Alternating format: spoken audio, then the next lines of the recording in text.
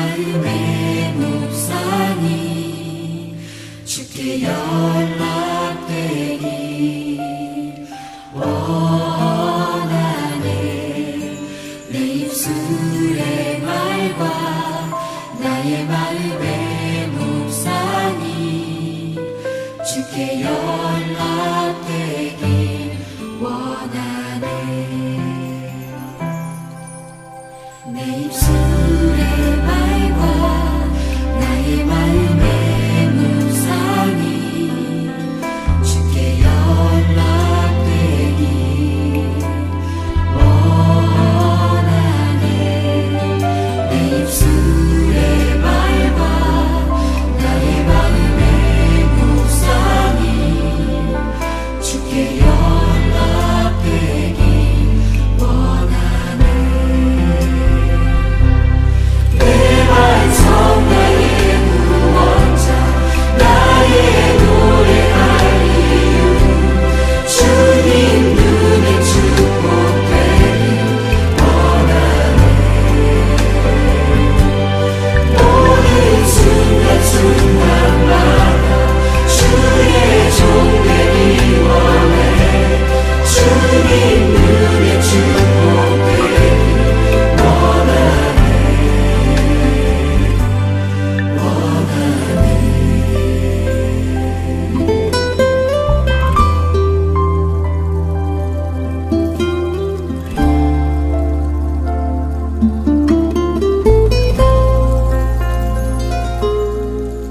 내 입술의 말과 나의 마음의 묵상이 주께 연락되기 원하네.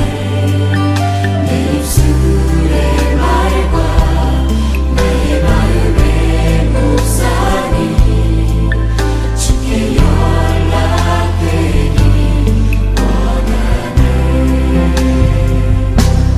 내 반성 나의 구원자 나의 노래할 이유 주님 눈에 축복되기 원하네. 모든 순간순간마다 주의 종 되기 원해. 주님 눈에 축복되기 원하네. 모든 순간순간마다 주의 종 되기 원해. 주님 눈에 축복되기 원하네.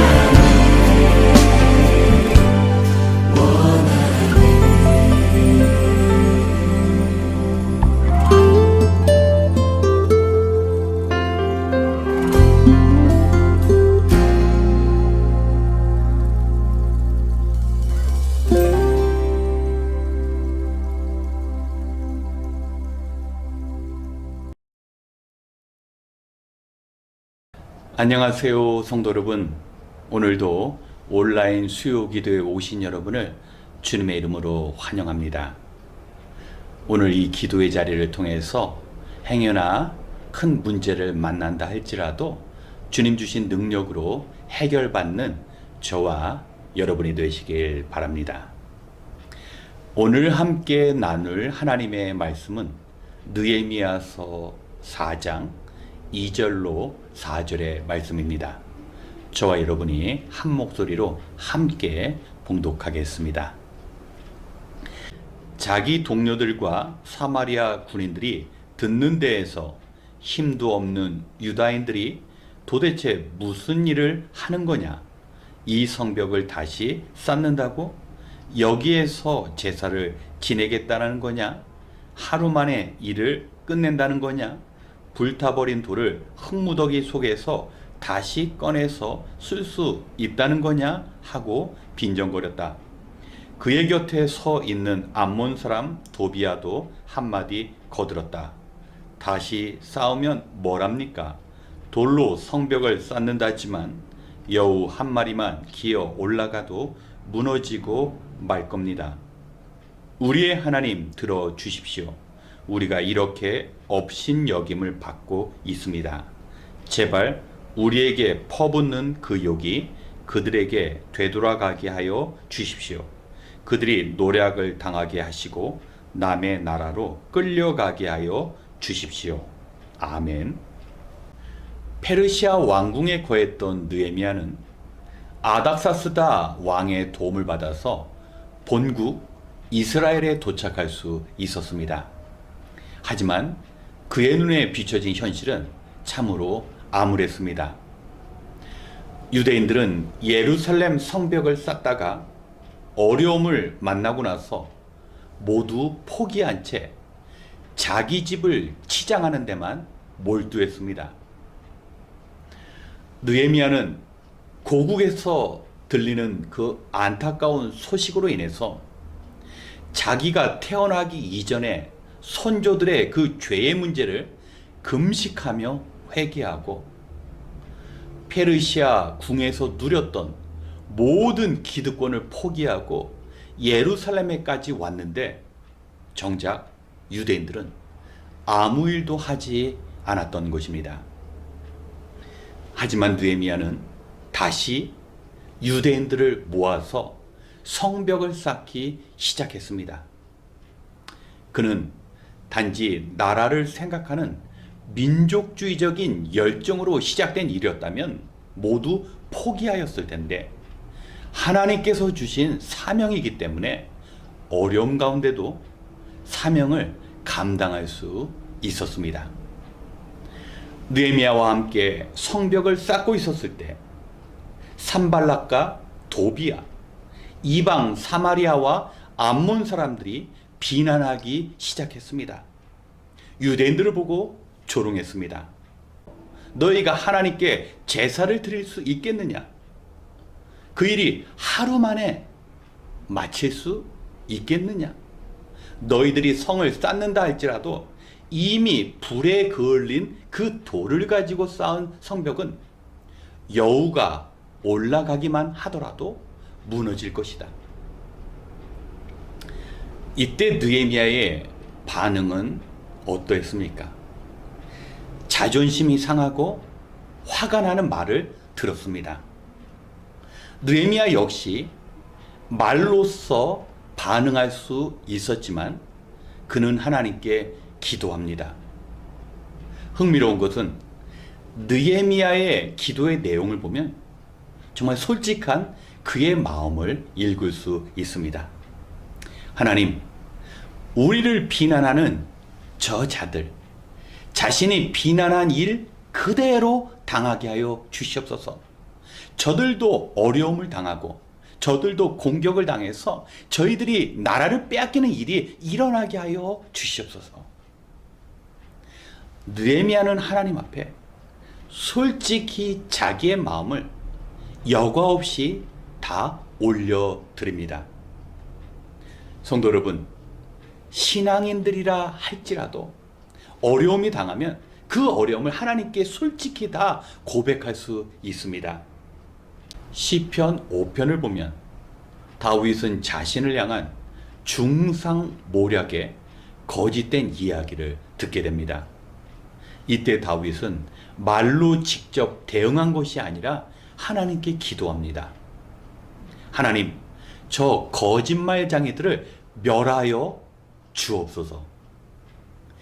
다윗에게 있어서 기도란 감사할 만한 상황 가운데 아름다운 용어로만 드리는 것이 기도가 아니라 정말 속상할 때, 억울할 때 그 마음조차 하나님께서 온전히 헤아려 주시는 분이 하나님이라는 그 확신을 가지고 기도한 것입니다. 그런 의미에서 저와 여러분의 기도의 폭이 좀 넓었으면 좋겠습니다. 감사할 만한 상황에서 우리가 아름다운 말을 사용해서만 기도하는 것이 아니라 정말 우리가 주님의 일을 하다가 나의 유익과 이익을 위한 것이 아니라 주님의 일을 하다가 듣게 되는 그 어려운 이야기들 우리 마음에 담고 또 말을 함으로 또 다른 문제를 일으키기보다는 목소리를 크게 함으로 하나님 앞에 입술로 또 범죄하기보다는 하나님께 나와 솔직하게 고백하시는 그런 기도를 드리기 부탁드립니다. 말은 상대방을 쉽게 변화시키지 못합니다. 말 가지고 쉽게 해결되는 그런 문제들은 세상에 생각보다 많지 않습니다.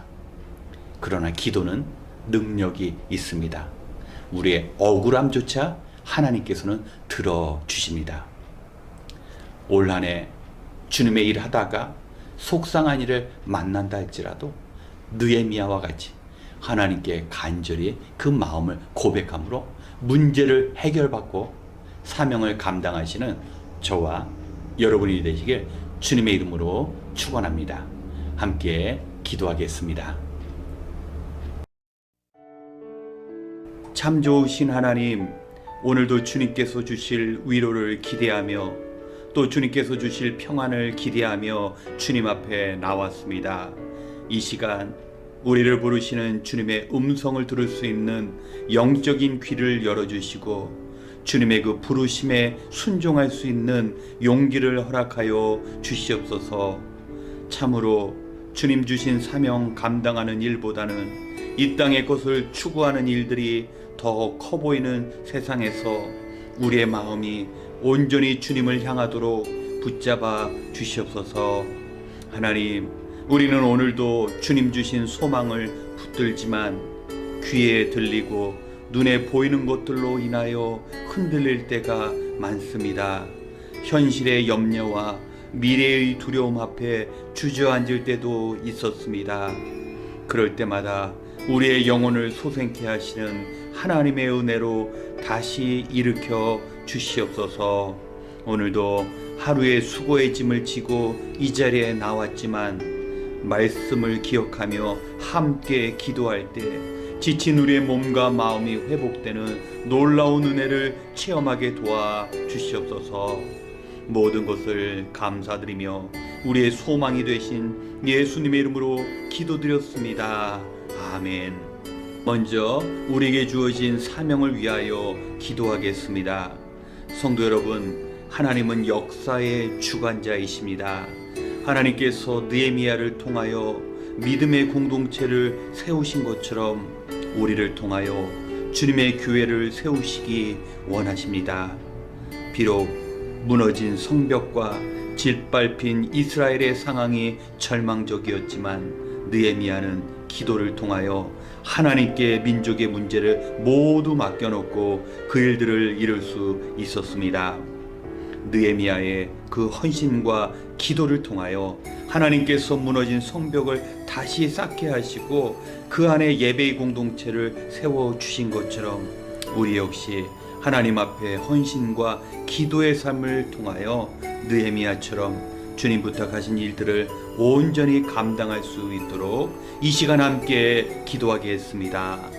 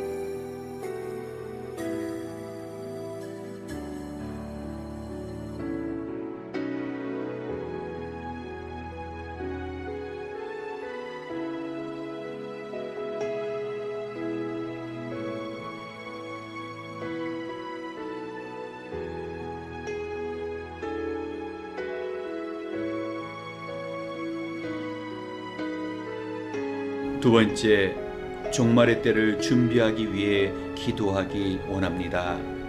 성도 여러분, 세상 사람들은 마치 끝이 없는 것처럼 오늘을 즐기며 살아갑니다. 하지만 성경은 마지막 때가 되면 온갖 천재지변과 전쟁의 소식이 들린다고 경고했습니다. 우리는 그런 징조의 소식을 접하며 살아가고 있습니다.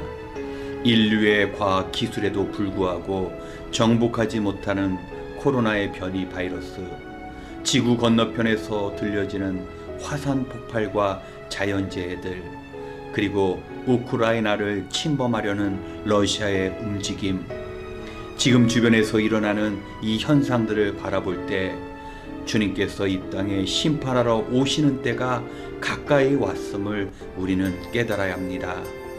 뿐만 아니라 우리는 개인으로서 언제 하나님의 부르심을 받을 줄 모릅니다. 오늘 밤에 하나님께서 우리를 부르실 수 있습니다. 그저 세상 보이는 것에 의해 우리의 영혼이 지배당하는 것이 아니라 우리 주님 나라를 대비하며 지혜롭게 살아갈 수 있어야 합니다.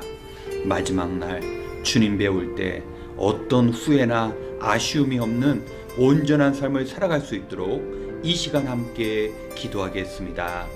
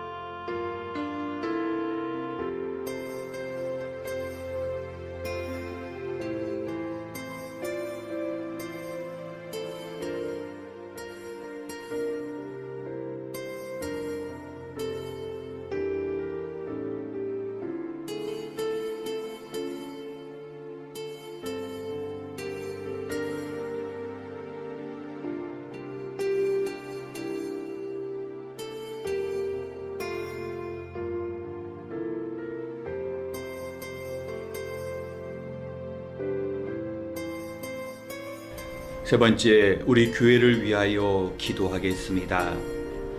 느헤미야가 예루살렘 성전을 일으키고 무너진 성벽을 다시 세우려 했지만 이방인들의 조직적인 방해가 있었기에 쉽지 않았습니다. 여기에 서서히 지쳐가고 있었던 유대인들은 무너진 성벽을 그대로 방치한 채 자신들의 집을 치장하는 데만 관심이 있었습니다.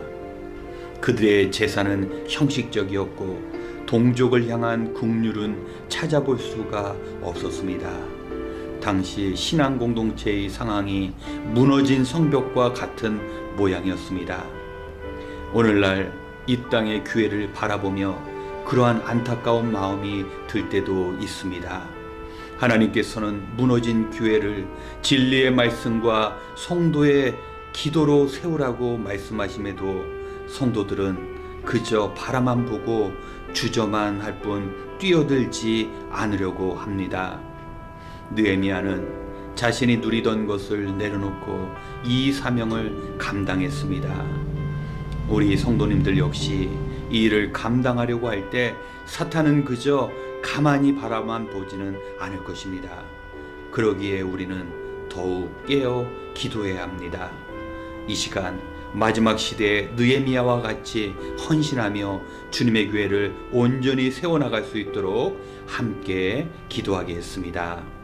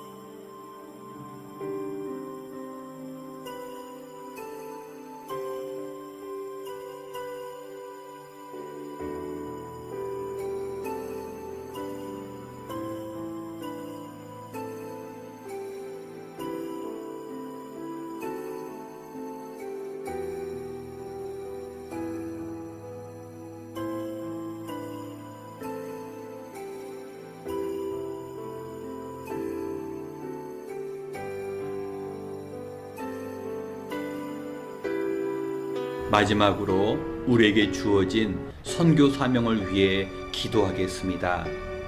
지금 세계 각처에 흩어져 있는 선교사님들 그리고 선교기관 역시 코로나 변이 바이러스의 여파로 제대로 사역이 어려운 가운데 있습니다. 하나님의 보호하신 가운데 이전의 사역으로 회복되어지며 맡겨주신 영혼들을 주님께 온전히 인도할 수 있도록 우리가 기도해야 합니다.